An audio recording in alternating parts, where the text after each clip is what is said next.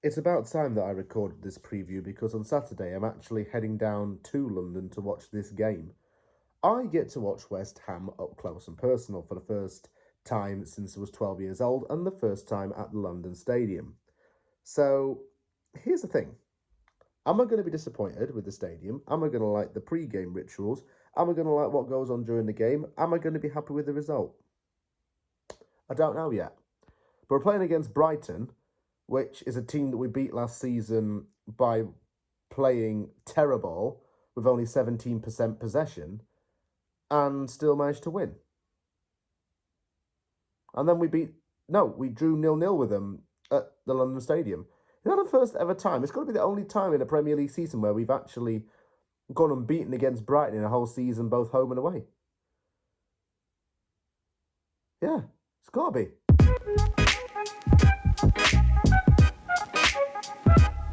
Before I start and go any further, I just want to send out my condolences to Julian Lopetegui's father and pay my respects to him. It's been a difficult week for the West Ham head coach. He lost his dad, who passed away following a short illness. He was 94 years old. Jose Lopetegui was a professional weightlifter from Spain, and he had 3 children, one of whom is the West Ham United head coach. He was also a grandfather and a husband too. So my thoughts go out to the coach and his family at this quite difficult time. It is believed that he will be on the touchline for Saturday, though, and that's probably going to be weighing on his mind a bit, especially with it being close to Christmas. Brighton needed to replace Roberto De Zerbi once the season ended in the summer and replaced him with Fabian Hürseler, a 31-year-old head coach of German and American origin. He's 4 years older than me, but he's tipped as one of the highly rated coaches in Europe at this present time and one of the best young coaches as well. So it was only seemingly the most Brighton thing to do to pounce on a young, bright talent. That's just my take on it anyway.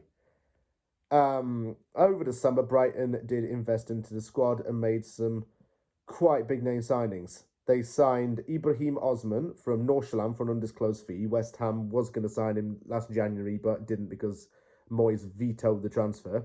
Mats Wiefer joined from Feyenoord for £25 million. Gruder joined for £25 million from Mainz 05. Jorginho Rutter signed for £40 million. Matt O'Reilly joined from Celtic for £25 million and got injured on his debut, sadly.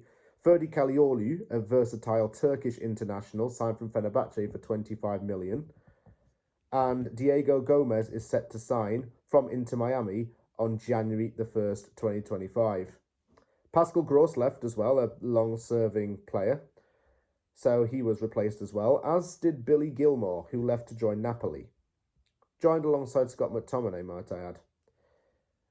Brighton's season hasn't been that consistent, to be honest with you. In fact, they're yet to win in the month of December with 2 losses and 1 draw. The recent defeat was at home to rivals Crystal Palace, losing 3-1. It drew with Leicester City 2-2, despite being 2-0 up. Its last win came on November the 23rd, where they beat Bournemouth away in a 2-1 victory. With them playing Brighton, here's the thing. I can't think really. When Brighton is in a bad run of form and it's got West Ham to play next, it means that Brighton's probably going to win it. Just saying.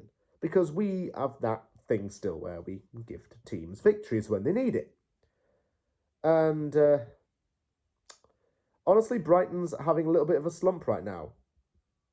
Yes, okay. Now, fair enough, it's 9th in the table, but it's having a bit of a slump. It needs to pick up its form. Tell you what, players I do like, Kaoru Mitoma, excellent winger. Yeah, everyone talks about his PhD on dribbling or whatever, and it became a meme. Yeah, I remember that stuff very well. Solly Marsh, been at the club for a very long time. He's been there for over 10 years, and fan favourite too. Bart Verbruggen can be a good goalkeeper on his day, but he's got them inconsistencies about him. See, that's the issue. João Pedro, excellent attacker who can play in a variety of different positions, got that versatility about him. He's wanted by Manchester United, I believe. Danny Welbeck's actually had a good start to the season, as had Jorginho Rutter. Left at the same time as Somerville, latter going to West Ham, and they had a hell of a task at Leeds to replace those guys, let me tell you. I know, as far as the facts go, Welbeck's got 6 goals in all competitions this season. Tariq Lamptey as well. Might be out of contract at the end of next season. Good backup option for West Ham. Just thinking hypothetically. Evan Ferguson too is actually a good forward, but he's not getting enough game time due to how well Pedro and Welbeck have played and those kind of guys. Maybe he'll be available out on loan in January, and that's what the signs are indicating. His name's mentioned again. Jesse Lingard played for Brighton on loan, also played for West Ham United on loan from Manchester United. This was back in the days, I think, when Brighton had just moved to the Armex. It had left with Dean and got rid of that stadium, moved to its current stadium, and it was only about 3 years old at the time when Lingard signed on loan. And while he was there, I'm not sure if he made too much of a big impact, but he certainly made a contribution to the team, that's for sure. And he played for both West Ham and Brighton. So that's why he's in this section. You know, since I'm visiting, I want to say a West Ham win. And just to make the trip down to London better. But, you know, then again, could I see a draw? I'm going to go for a 1-1 draw. And to be honest with you, I don't know why. Just call even. We are showing a lot more togetherness now in this West Ham team. We're starting to play more like a team these days, and that's a good sign. We did so against Newcastle, we did so against Wolves, and we definitely did in the draw against Bournemouth. We started to show a little bit more of a glue between the players, both on the pitch and that mental understanding. I'm going to go for a 1-1 draw. Hopefully that means that my day out is not going to be ruined and I can go back up to Retford and not be too disheartened.